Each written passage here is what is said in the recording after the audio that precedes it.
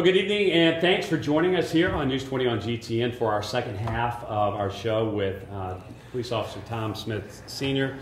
We're going to set this next show up. Hopefully everybody got to see the first show, and I just want to say before we go to this video, myself, and I think once everybody sees this, really appreciates what you and your family have given up for this community, and we appreciate it. We don't look at it as giving up for the community. We look at it as we're part of it. We've always been part of it, and that's just what happens. We thank you. Let's look at the video. Our next speaker here this morning is retired Sergeant Tom Smith from the St. Louis County Police Department. And Tom's family and my wife's family grew up in the same neighborhood, and they were extremely, extremely close. My wife was really good friends with Tommy, and I knew Tom Sr. from playing soccer. Excuse me. And to sit and do this interview with you, was one of the hardest things I had to do, because I knew how close you were with your son, and I know how close I am with my sons, and I can't imagine anything like this ever happening.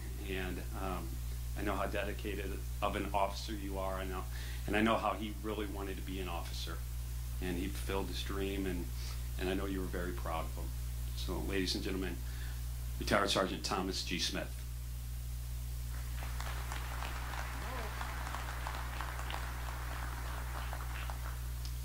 Wow.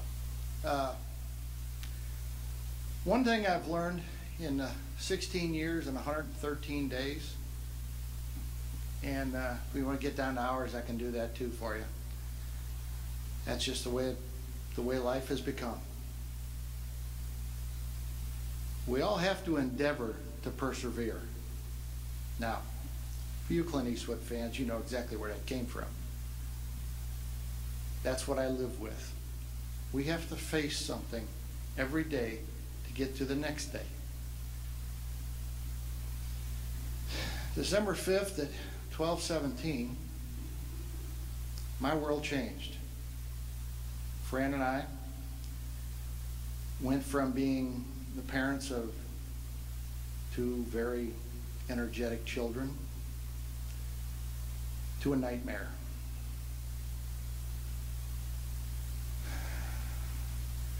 And for all of you that are still on the job and that were on the job, you know what 1025 to station means. What did I do now? When I got in the station, first I stopped at QT to call to find out from the desk man exactly what the deal was, so I didn't walk in unknowing. He says, I don't know. Thanks. When I walked in, my sergeant looked at me and he said, why don't you go get a cup of coffee? Okay. Got my coffee, came back. Be with you in a minute. He came back, and I'll never forget the look on his face. He said, Tommy was in an accident and he didn't make it. Well, after he picked me up off the floor, I had to make a couple phone calls, and I called my dad.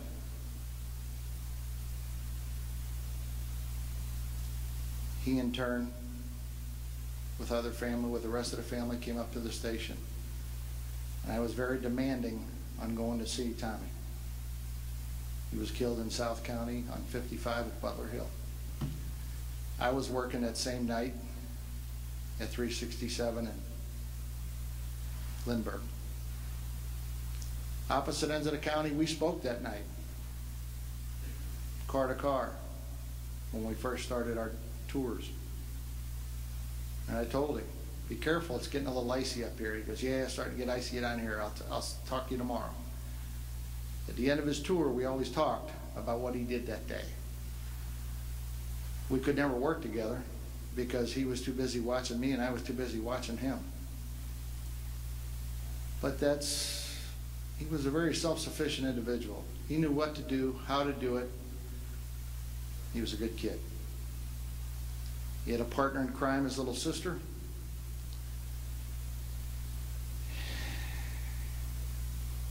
And now my concerns were, what's going to happen to Nicky and his mother?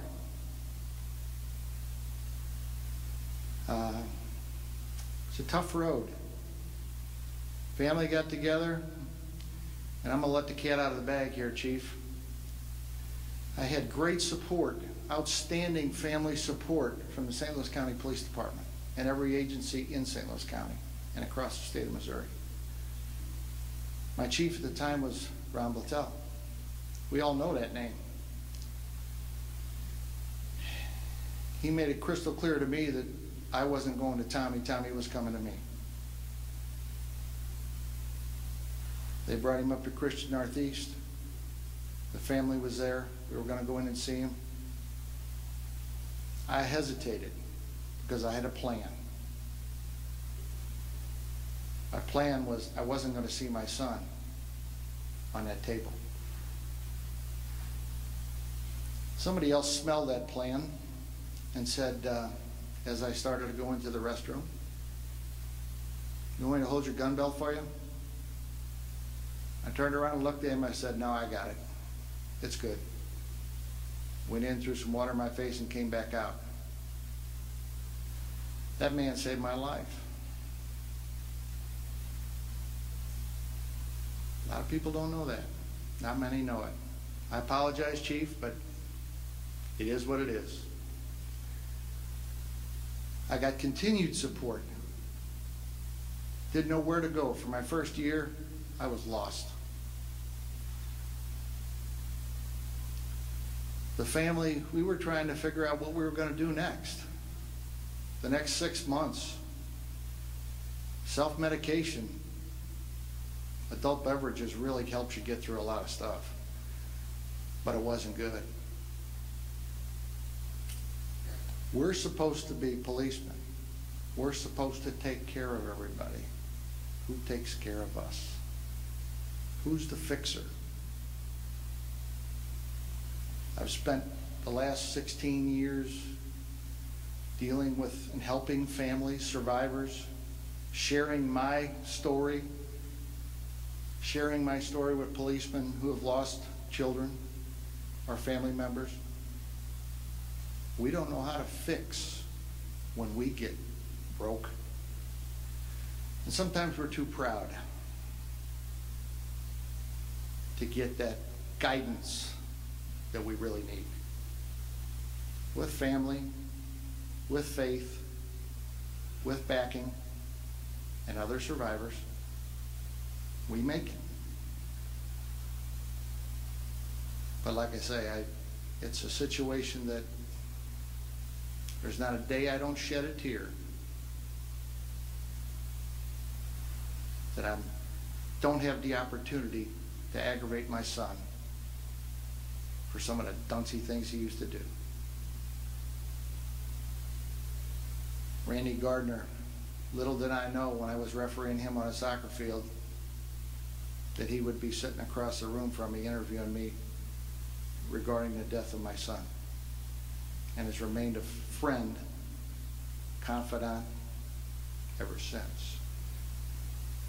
So there's a lot of support that we as policemen avoid. We don't want to show weakness. I found out that I need all the support I can get, and I get it from other survivors as well as police departments, as well as my own police family. Tommy would have been 40 this year. Was 40, March 21st. His little sister just a few years behind him, I won't say. But the pain of watching what happened to my father-in-law, who both died within a couple of years, the stress, and then watching what it did to my wife and daughter and the rest of the family. Can't fix it. Can't fix it. The bottom line is, we can't handle the truth, the survivors. I'm not quite sure everybody else can. But I implore, plead, please, community support is extremely necessary in these situations. Because behind the scenes, families go in a lot of different directions. And it's hard to stay together. And Fran and I have been together 41 years, May 5th this year. The last 16 years, 113 days have been an extra special time. You learn something new every single day about how you're going to go forward to the next. You can't change yesterday. We can only work on today and plan for tomorrow. Thank you. I appreciate it.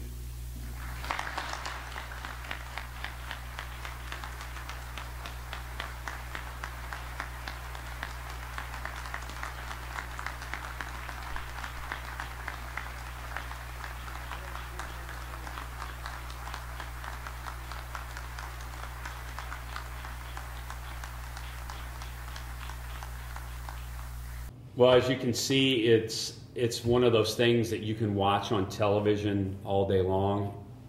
If you're in the crowd that day, you could have heard a pin drop in the back of the room. We talked in the first show about the impact that one person can make on the world.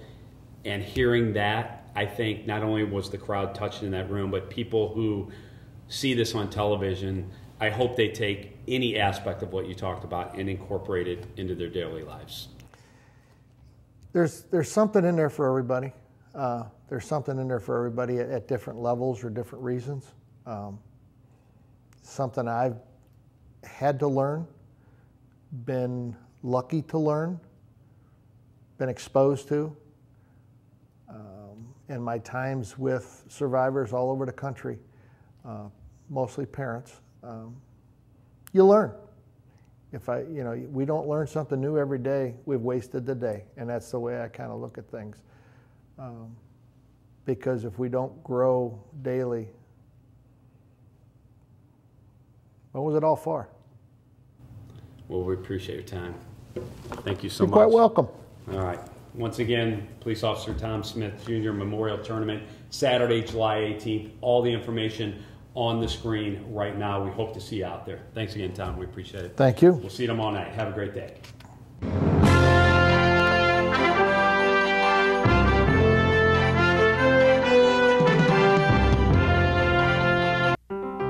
When Americans volunteer to serve their country promises to take care of them when they come home. After 26 years in the military, James Miner suffered a paralyzing injury that changed not only his life, but his wife's. My role as a caregiver, it's a 24-hour, 7 days a week, there's no breaks. Having a spinal cord injury is not like you just hurt your back. Everything is a challenge. Simple day-to-day living requires enormous assistance. Spinal cord injured veterans are dependent upon the VA for their health care and benefits. Getting them can be an overwhelming process. Paralyzed Veterans of America has been fighting for over 60 years to make sure our veterans get all the benefits they deserve. We know exactly what to do, exactly what the VA needs in order to grant a claim. They're committed not just to my husband as an individual, they're committed to our family. Help us help America's veterans. Visit PVA.org.